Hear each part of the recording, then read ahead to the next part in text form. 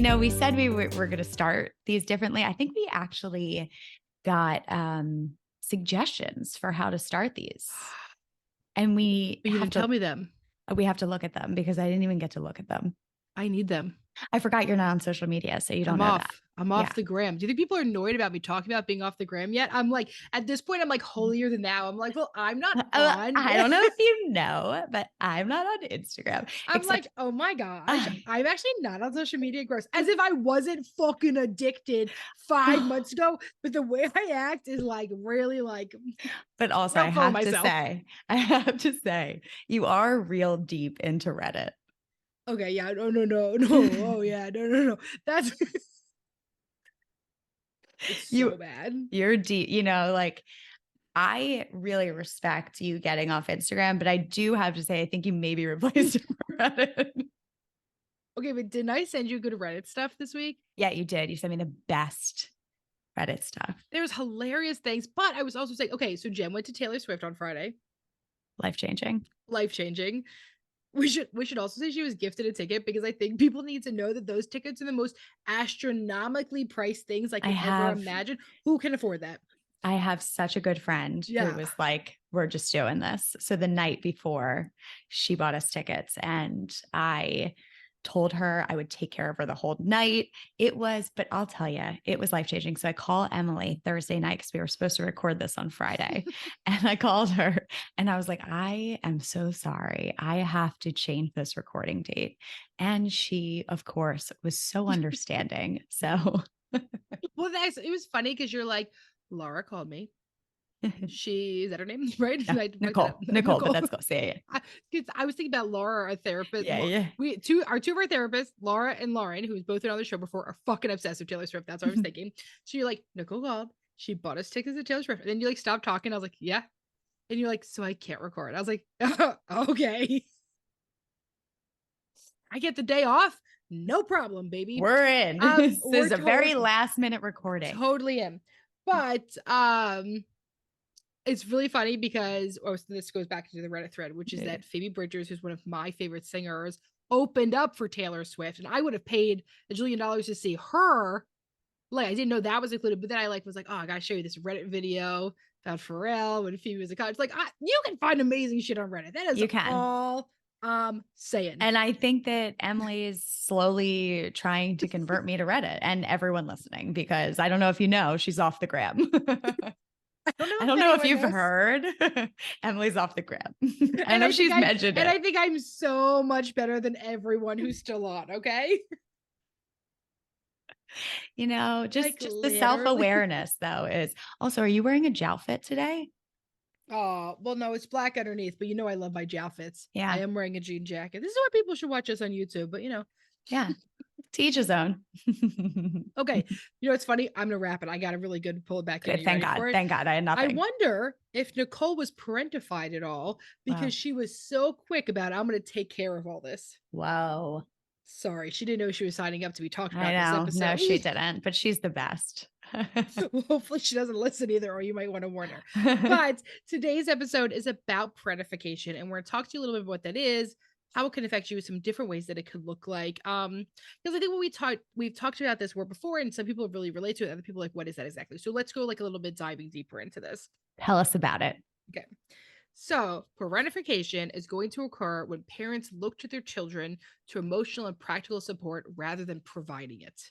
So I'm going to look to my kids to do something for me as opposed to me providing it to them.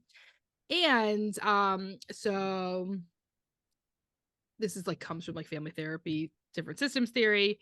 Ivan Najee is one of the guys, the founder of the field of family therapy, whatever. There's a bunch of shit you can look into more if you want to hear more about this. But it's a 30-minute episode, so just go with me. Okay, but there's two main types of parentification that's talked about a lot. One is instrumental parentification, and one's emotional parentification, right?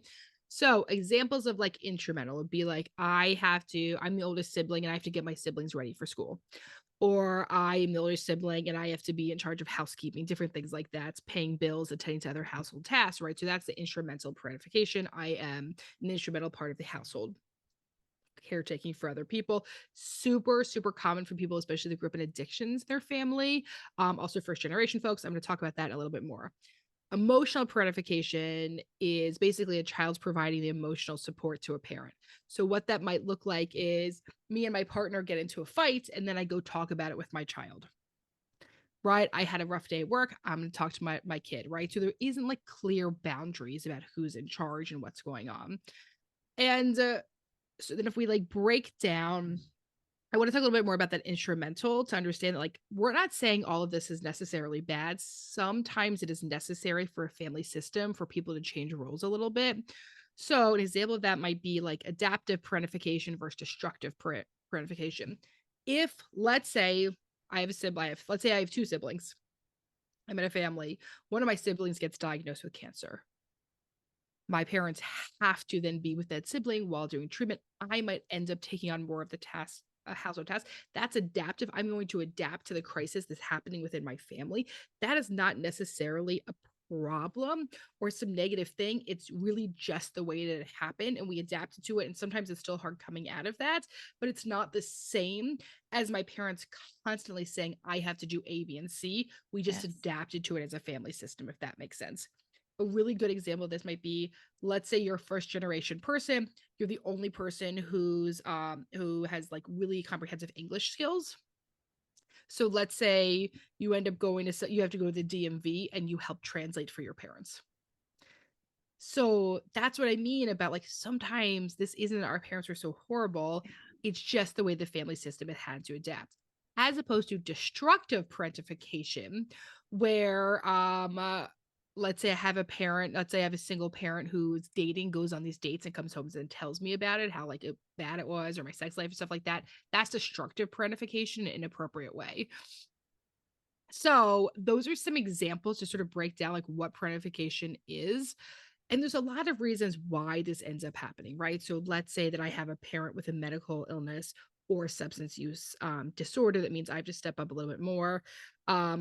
Let's say a parent who's disabled, has serious medical condition, any of these things.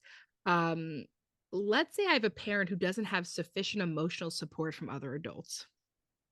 If a parent is really isolated. And this could happen if you're in a first generation family where your parents came here and did then not have community here. Right? Let's say I have a parent who experienced neglect or abuse as a child and doesn't know how to parent or what that family system should look like. And there's lots of different things. Let's say a family ends up having some type of crisis, like financial crisis, and all of a sudden I know all about my family's finances. Children actually aren't supposed to know all about your finances. It's really good to teach children about finances. It's good that they should be informed about finances, but they should not be taking on the full stress around finances, if that makes sense. So here's the dangers of it. Like, what can really happen? Parentified child can have parentified children or parentified child can have anxiety, they can have depression, they can have suicidal thoughts, they can have compulsive overworking situation. We don't know anything about that, Jen. They can feelings of guilt. Yes, any of those. Socialization, feelings of guilt and shame, struggling to fit in with their peers in some ways because they've been parentified, they feel a little bit older. And all of that can also result in physical symptoms, right? Such as headaches, stomach aches, different things like that. Long-term effects of parentification. Difficulty trusting other Drum people. roll. Difficulty trusting other. I know everyone listening is like, "What is the long-term effects? No. This is going to be what tells me." Inability to trust other people, higher chance of chronic physical illness, actually, inappropriate sense of entitlement or authority.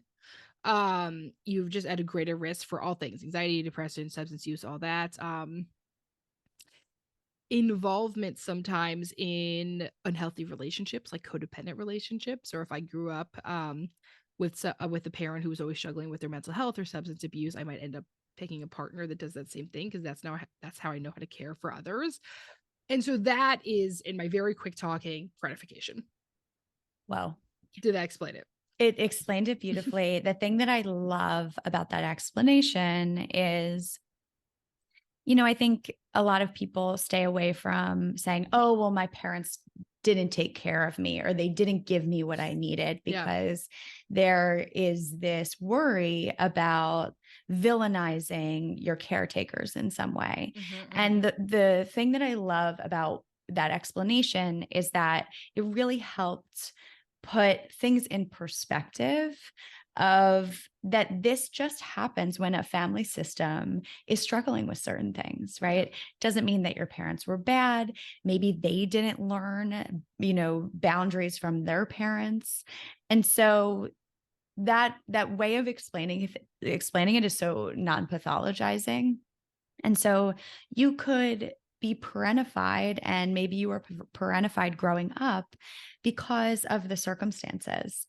It made me think about, I was talking to my dad this weekend, and he told me that when he was 10 years old, him and his friend took the bus to New York City to see the World's Fair with just the two of them. 10 years old. And because it was normal. Because right? it was normal. And so it's, if my daughter tried to do that now, right.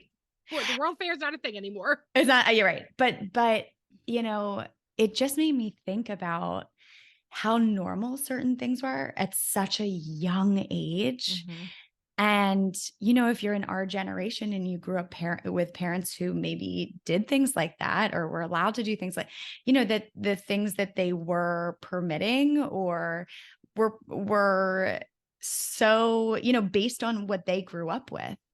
Yeah. And so that was just shocking to me. I mean, that's insane. 10 years old. 10 years old. I don't even know how to use the bus now. I'm intimidated. Wait, I tried to teach you how to use the bus in Philly and you could not get it. No, I've been on the bus. I have to say, I've been on the bus since, but it took me some time. I had to do some research. It's intimidating to use public transportation when you don't know how to use it. It really can, because you're like, is this the right side? No, especially Philadelphia public transportation sucks. Yeah, it's also it's just terrifying. It's just terrible. There's lots of other better public transportation, not in Philadelphia, but it is insane to think about a 10-year-old doing that, but that was normalized, right? I mean, think about, we live in this country right now that for some reason is repealing all the child labor laws. That's problematic. Larger conversation about that. But it was fucking normal for kids to be working at 7, 8, or 9 and through the night. Right? Like, it's so wild to think about. And then you're like, all right, so was that it's a form of parentification. Yes, but there's also everyone else is doing it. So is this normalized thing? So it gets into like, what is and this is a conversation we've had before, is like, what's our psychobabble language? Yeah. And what is generational divide? Yeah. And, because I've talked to we were having a whole conversation about it where I was just like, I was shocked. And he was just like, yeah, that's just like what you did. And you don't have a cell phone either, right? You're like going to New York, no cell phone, 10 years old. It is just shocking to me. So I think the generational divide is another big thing to talk about.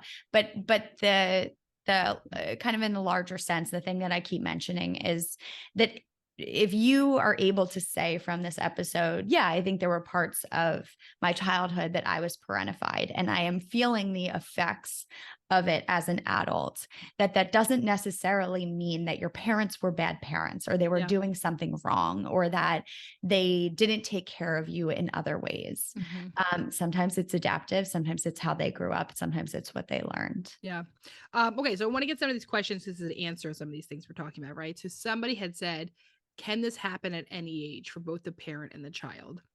It can happen absolutely any age, right? So but there's going to be a difference there's going to be a large difference of your parents get divorced at 5 years old and they talk to you about it versus your parents get divorced at 25 years old and they talk to you about it. So I think yes, it could happen at any age. And also part of it is like normal, right? So like, it's interesting if you see, baby boomers right now, a lot of them are experiencing what's called like the sandwich generation, where they are caring for their parents while caring for their children as well. And so caring for your parents when you're 60 years old, is that really parentification or is that role reversal? So that's what you would have to look at. But it could happen at any age, but the outcome is going to be really different when it happens in your life. Right. Like from a developmental perspective, that if you know, as a child, there are certain things you cannot tend to or care for your own needs. Yes. And so if you're looking to your parents to say, hey, I need you to take care of this because I am struggling to care for my own needs in certain ways, then you develop a way of, okay, well, now I have to care for my own needs at a time in which maybe I'm not ready to do that. Yeah. As opposed to when you're older and you have already developed that ability is I'm going to take care of this, or I'm going to, right, that I have more control over my life. And so developmentally, I think it does make a huge difference. I mean, think about it this way, right? It's very different if you have a 10-year-old who speaks a different language and helps their parents fill out all their tax forms, versus I'm 30 years old and I have to help my mom download an app. Those Right. are not the same things. Right. Yes. Exactly. Can you talk about signs that parentification is not serving you in adulthood? Obviously, we are systemic therapists. We look at relationships. So our first sign is going to be what's happening in your relationships. Do I struggle to let other people come in? Some people become very aware of parentification once they become parents and they don't let their partner be involved, right? They feel like they know how to do it best and they're the only way. And that might be because they've been doing it for decades before becoming a parent themselves. And so, is it getting in the way of some of your relationships? Do you struggle at work to take feedback because you're used to being in charge? Do you feel incredibly resentful towards your parents because of things that happened, right? Like you're allowed to be angry that you had a different experience than your peers. Yes. But if you're, you have a caregiver who got sick with cancer at a young age, that also wasn't their fault and intentional. And so I would say, like, in what ways do you see some issues within your relationship that could maybe go back to this? Another example might be you completely neglect your own needs and your own emotions because you grew weird. It's not, is that resonating at It's all? becoming a little bit personal now, but yeah, sure. But you neglect those things because you were never taught to listen to yourself. Like if no one was caring for you or your own emotional world, you were never taught to attune to your own needs because others weren't attuning to those needs. You learn to attune to other people's needs around you. Mm-hmm. And so that's another thing I would say is that are you completely neglecting also your relationship with yourself? Because in order to survive, you had to attune to everyone else's needs around you as opposed to getting those needs met from others. So that is a question that I would ask yourself. Are you able to listen to yourself? Do you even know how you feel? Do you even know what you need? And are you able to attune to those needs? Mm-hmm. I really love this question, so I want to dive a little deeper here. Is it possible for a child to parentify themselves? I have great parents who preserved my youth, but I took on an adult role regardless. I would often involve myself in parent matters that they tried to protect me from. Ooh, so why'd you do that as a kid? That's interesting. Here's what I would say. Children are sponges. They soak up everything. And, Emmalee talked about adaptive parentification and how it's not an overt parentification that's happening, right? That your family adapts to certain things. We don't have an answer for maybe what your family was going through, but it's possible you felt something within your family system that wasn't overt in a lot of ways. You picked up on maybe, I don't know, parent stress, with other things that they were not talking about. And because of that, you said, I'm going to do what I can to take the stress off. That's how I'm going to stay connected to my parents is I'm going to take things on myself. I'm going to handle this. And so it's a good example of adaptive parentification in the sense of like when you're a child, you are a sponge. Once again, it does not mean that your parents are bad parents or they're doing anything wrong. You may have picked up on stress that wasn't told to you.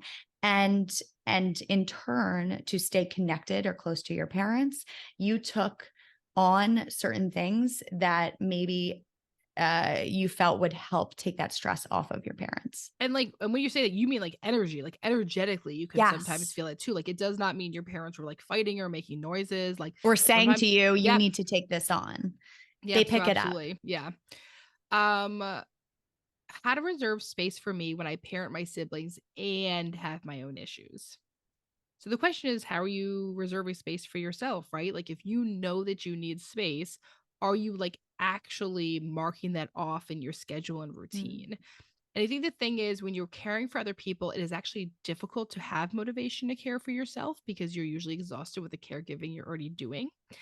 And so I would encourage you to make it not about like motivation, but more about like discipline around it or ritual or routine around it. And the idea of that is like, you're not going to wake up one day and be like, oh, here's this time I have to do. You're probably going to be like, oh, what's the stuff I have to do for my siblings? Or what's the laundry I have to get? Or what's the other shit I have to do? And that's really helpful for sure. But what would it also be like to mark 20 minutes each day in your schedule, or like, 3 hours in one day, whatever works for your schedule? There's no right, wrong way to do it, for you to actually create that time for yourself. And then what is that time need? That's not just doing laundry, doing dishes, etc.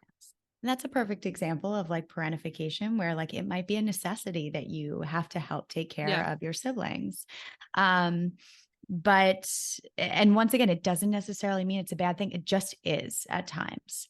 And for you to acknowledge that, but also acknowledge that you are allowed to have your own needs and take care of those needs at the same time is really important, Mm-hmm. because you do matter, and it's important to acknowledge what you need and what you want.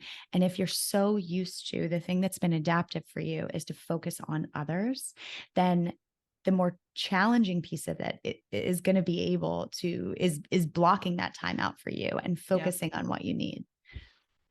Um, Parentified sister acts like our mom when our family is together. She's judgmental and inflexible, dot, dot, dot.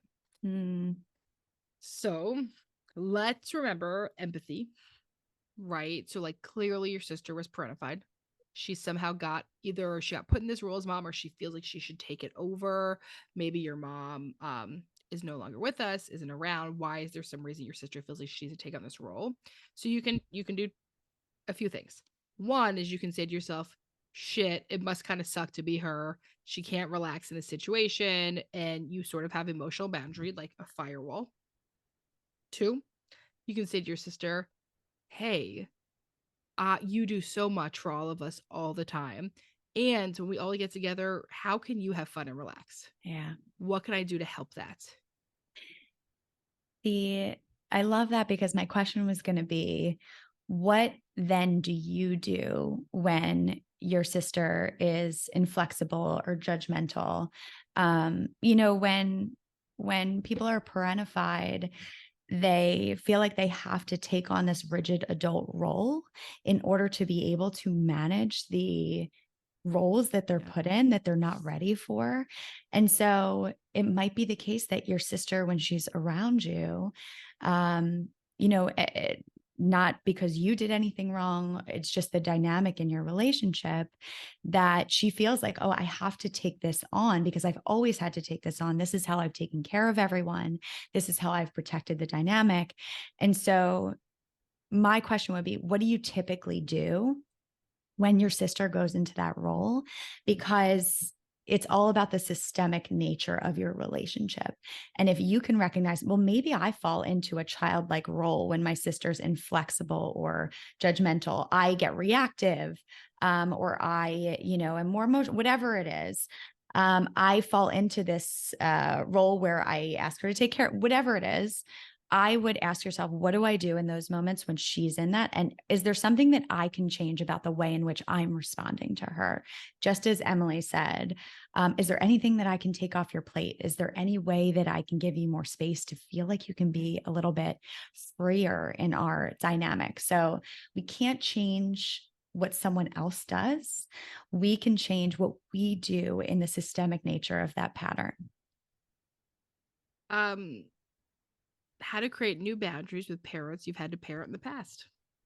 Mm, And then there's another question. There's a few questions like this, right? So like the other one I'm seeing, Nikki does such a good job when she pulls questions. I know. She puts them in like great She order. yeah, she puts them in a very good order, and she like goes through and like ones that make sense for the conversation. But quite a few people said, and then how do I handle the guilt associated with that, right? Yeah. Like how do I switch this relationship system, and then also not feel bad, which like you're going to feel bad at the beginning of putting any type of boundary down. prepare for that. And also you can handle and live through feeling guilty. And that just takes time to go through. So the question is, how to create new boundaries with parents you've had to parent in the past. So I would first want to ask you what the fear is of changing those boundaries. Like, what's the worry of what's going to happen if you don't parent them in the same way that you've been parenting them in the past? Is it that they're going to, I don't know, self-destruct in some way? They're going to hurt themselves. They're going to, right, which like can be a very valid fear.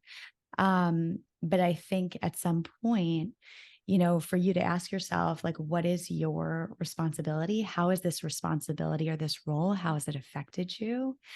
And what's the cost of being in this role? Oof.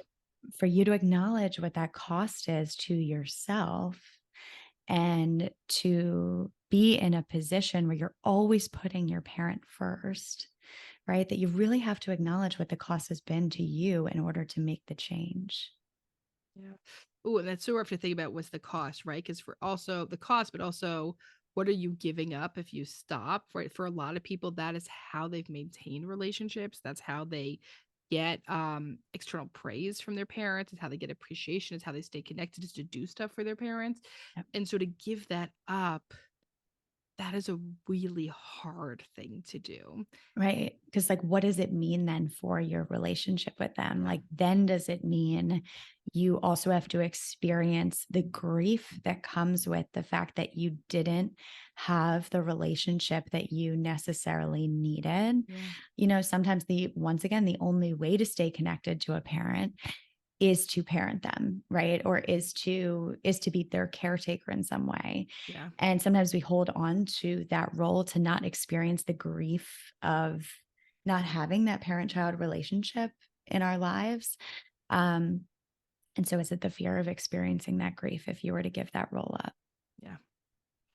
I know we have a lot of questions to get through, but I'm jumping down to this one because I'm Yes. really obsessed with it, which is how to regulate your own system during moments you'd usually step in and take on the role.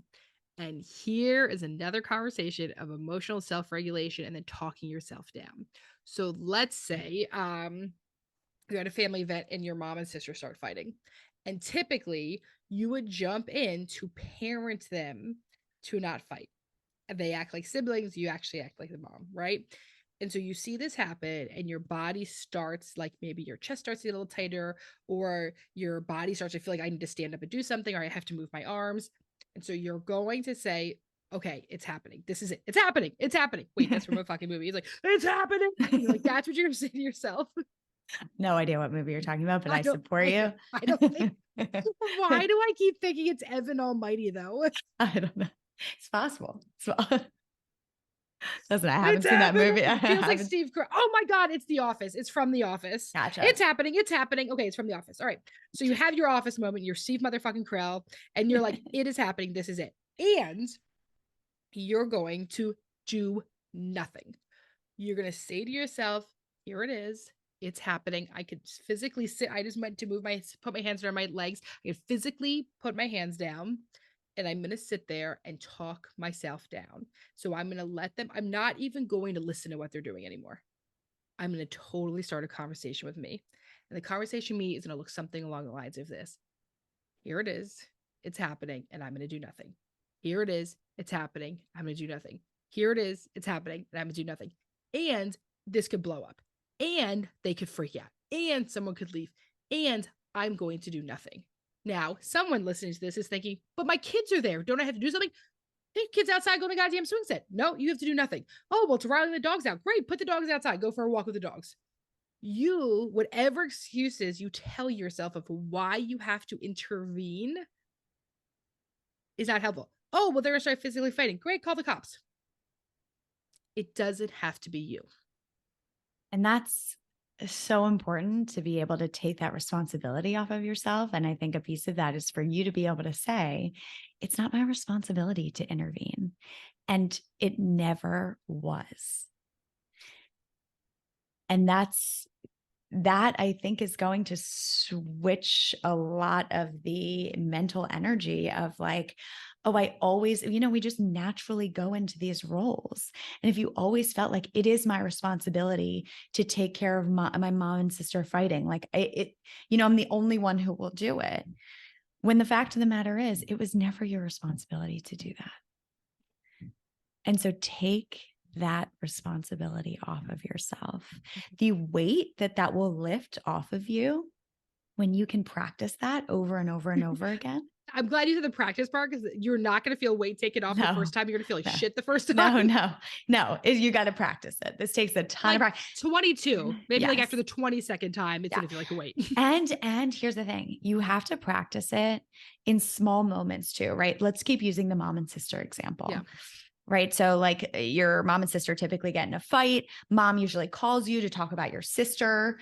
And, there's all these little moments that lead up to these arguments or the dynamic where you're being triangulated into that dynamic. And so a small piece of this might be when mom calls you to say, oh my God, did you see what your sister did, blah, blah, blah, where you say, listen, I'm not talking about this. I am not getting in the middle. This is not my responsibility. It's another example. It's a small piece of the puzzle where you can detriangulate yourself and take the responsibility off you to be pulled in the middle to diffuse the anxiety in that relationship. That is not your responsibility, and it never was. Okay, one more question for you, dear Emma and Jen, because I want you to answer this one because I love it. Okay, great. How to handle if your in-laws do this to your spouse? Oof.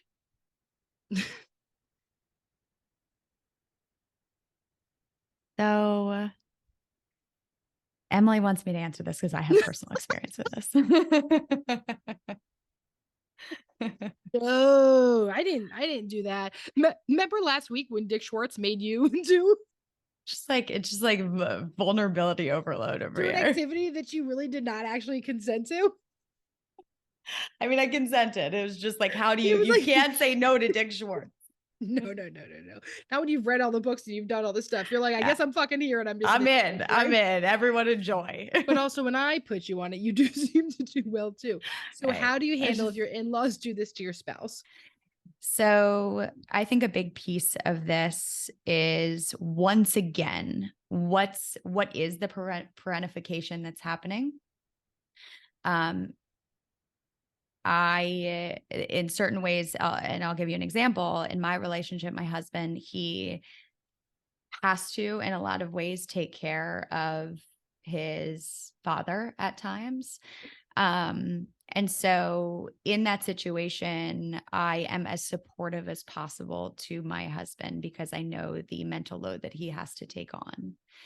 I also talk to him about boundaries for himself and within our relationship, because boundaries are so necessary at times in order for him to be able to take care of himself also. And so I think that that's a big piece of it, is to also remind them how important their self-care is, for them to be able to give to themselves also, because you can get so stuck in that cycle of giving and giving and giving. And so I think creating a boundary around your relationship and talking about, hey, it's also important that you take care of yourself because it's going to affect you in other ways if you don't. And be a supportive partner, that just because maybe you did not have that dynamic with your parents doesn't mean that that's not a reality for your spouse. I think so often in relationships, we tend to push our own ideas about what our relationship has been with our parents onto our spouse. Like, why isn't it like this?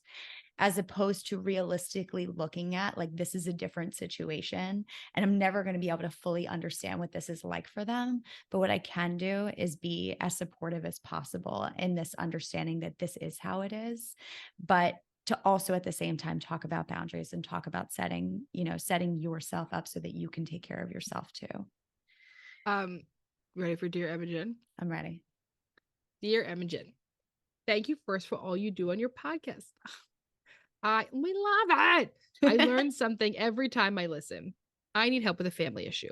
I come from a very enmeshed family. When there are big events celebrating one of us, my parents seem to start a fight or make the day ruined if something doesn't go their way. I am pregnant with the first grandchild due soon. That's a big weight. My question is, she didn't say that's a big weight. I'm saying that Yeah, is happening. yeah. My question is, how do I not let their emotional immaturity ruin moments of this time in my life? I don't want my child to feel the discomfort, and I don't want to have stained memories of an event due to their inability to control their emotions. Thank you as always. Ooh, first of all, way to pre-plan. We Great love that. pre-planning. That And way and to think it's about this now, because you're right. They're gonna fucking make some shit about themselves if that's the history. and essentially what you're saying is I don't want my child to experience what I experienced. Good And I think mama. that is a beautiful thing to be able to say as a parent. And it's Mhm. a very self-aware thing. And for you to be able to acknowledge like these are things that felt very damaging to me in these points of my life. I don't want my child to experience that. Yeah. And so the thing that I'm going to say to this is boundaries. Strong boundaries here. This is something where I'm looking back at like, okay, so for example, if in this celebration, if like your parents got to like choose where it was or like what was happening, that maybe you create stricter boundaries around like this is going to be at, I don't know, a restaurant and it's going to be for 2 hours. And if you start fighting, then we're going to leave, right? Like Yeah. that, to make it very clear that this is something that has affected you and it's important to you to protect your child and take care of your child and not have them experience this. Yeah. You get to have a little bit more control over the environment and how long you stay for. So if you've usually had these things at your house and it was harder to get people to leave, then you do it in a neutral place where you can leave if Yeah. it's something that's affecting you. That's where I think boundaries are so strong and so important. And I love that. I love that we're talking about the theme of boundaries, and you're sort of talking about in some ways physical boundaries. And I think that also goes into emotional, which is you might have to say to yourself is, these are my parents. This is the shit they do. And I can't be around it when it happens, right? So maybe in the past you tried to peacekeep, maybe you tried to intervene, maybe you got really reactive towards it. I would say if there's possibility, walk away and they can do that shit on the side. Or you can set a strong boundary and say, if this continues, I'm going to have you leave. And you need to really think about, you're right, there is actually a really strong way of bringing the first grandchild in. And you might have to say, what are the boundaries I want to set up now? Right? So, like, if I know that they sometimes take over, maybe I don't have them come visit the baby for the first week.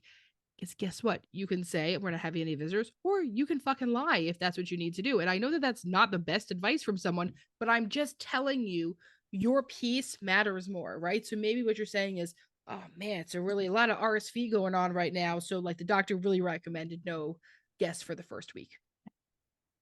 Do what you need to do in this situation. But what goes back to this thing we talked about earlier, which is the firewall, which is that like some people are who they are. This is the shit they're gonna do. And how am I gonna protect my peace and take care of myself? And that is like setting in a like emotional a firewall up. Yes. Mm-hmm. Wow. So, but hey, congratulations on being pregnant, bringing that first grandchild in, and it's gonna be So as happy beautiful as for you want you. it to be. And it's gonna be great. And some people are always gonna make some shit about themselves. And you get to make changes. You Yep. get to make, and you know what? Sometimes it does take having a child to be able to say, like, I'm going to set the boundaries for my child that I was never able to maybe Yeah. set for myself. And it's, I mean, it is a really powerful thing. I found myself all of a sudden I could speak up and be so much stronger and so much braver. We had Jen knows a little bit about it. We had this a really shitty interaction that happened at the park a few weeks ago that left me really rattled. Somebody touched Millie in a way that I wasn't happy with. Everything is fine. But I would have frozen in the past when it happened to myself. It was so quick for me to intervene and react and to be right there. Yeah. And so when you become a parent, it is in a very, very different way. And all of a sudden, stuff that felt impossible to say before feels a little bit easier. And I hope that that's one beautiful thing parenthood could bring her. It's beautiful. Yes. Hey, thanks for listening to today's episode of Shrink Chicks. Thank you so much. You got it. You enjoyed this episode or you think it would be helpful for a friend, send it on over to them. Don't forget to rate, review, subscribe, follow on Apple Podcasts, give us a 5-star. Check us out on YouTube. We are making funny faces. We look a little ridiculous. We're both in outfits today. What else? What else we got? What else? Oh, if you're looking for a therapist, we have a therapy practice called the Therapy Group. We have clinicians who serve a bunch of the United States. And if we can't get you in with one of our clinicians, we will give you a wonderful referral for a down-to-earth therapist. That's it. Did I miss anything? You did a great job. Thank you so much. And don't forget to grow yourself. You got to know yourself. We'll see you next week.